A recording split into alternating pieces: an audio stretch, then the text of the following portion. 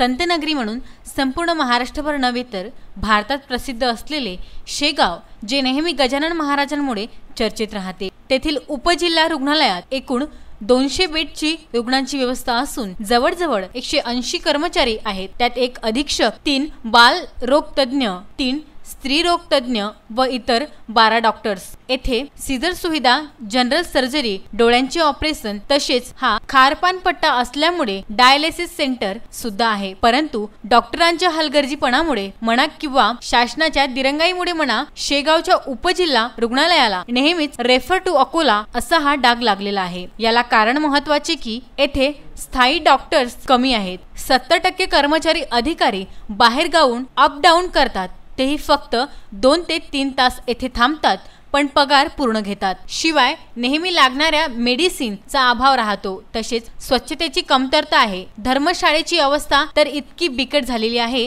की पेशंटचे नातेवाईक जेथे जेवणे, राहणे हे तर दूरच, जनावर सुद्धा त्यांच्या आतमध्ये जाऊन राहू शकत नाही। फक्त आणि फक्त दारूच्या शिशा आणि कचरा लघवी केलेली जागा अशीच या दवाखान्याच्या धर्मशाळेची अवस्था झाली। याकडे संबंधित अधिकाऱ्यांचे दुर्लक्ष दिसून येते।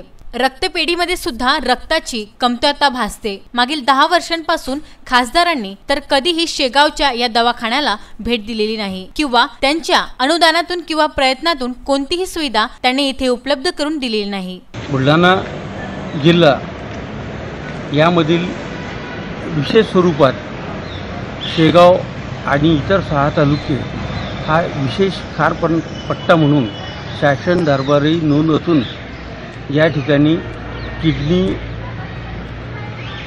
रुग्ण फार जास्त प्रमाणात निदर्शनास येत आहे।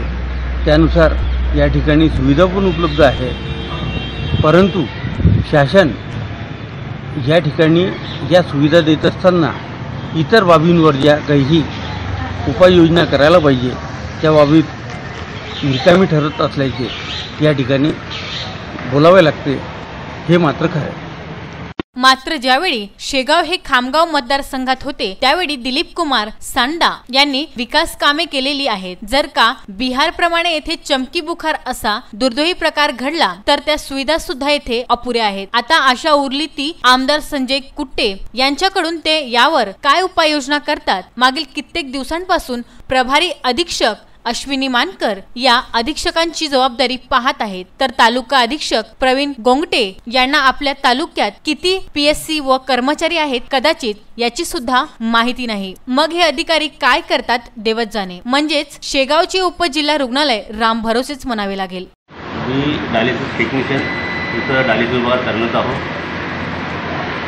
इथं आज दिवसाला कमीत कमी 10 ते 11 पेशंट होतात डायलिसिसचे। आणि हा जो जळगाव, जम्मू, तोरवड, संग्रामपूर हा जो भाग आहे हा खूप खारपान पट्टा असल्यामुळं या भागामध्ये पेशंट डायलिसिसचे रुग्ण खूप जास्त आहेत आणि त्याच्यामुळे हे इथं डायलिसिसला येतं। खूप सुविधा व्यवस्थित आहे सगळ्या। काही दिवसांपूर्वी राज्य सरकारने जे अटल महारोग शिबिर शेगावी भरविले होते त्यांचा गाजावाजा केला, त्याचा येथे काही उपयोग होताना दिसत नाही। शिवाय केंद्रातून होणाऱ्या सुखसुविधांचा संपूर्णपणे प्रादुर्भाव दिसून येतो। प्रत्येक जागेवर देव पोचू शकत नाही म्हणून त्यांनी आई बनवली, डॉक्टर बनवले। देवदूत म्हणून लोक डॉक्टरला पाहतात, परंतु ज्या दवाखान्यामध्ये गरीब भोळ्या भाबड्या जनतेचा उपचार केला जातो त्या दवाखान्याची जर का अशी अवस्था असेल तर कर्मचारी आणि डॉक्टर्स यांना इतका मोठा गलगंड पगार देऊन शासनाचा उपयोग काय, हा एक चिंताजनक विषय आहे, हे मात्र खरे। विसे न्यूज करिता बुलढाणा येथून महेंद्र मिश्रा यांचा वृत्तांत।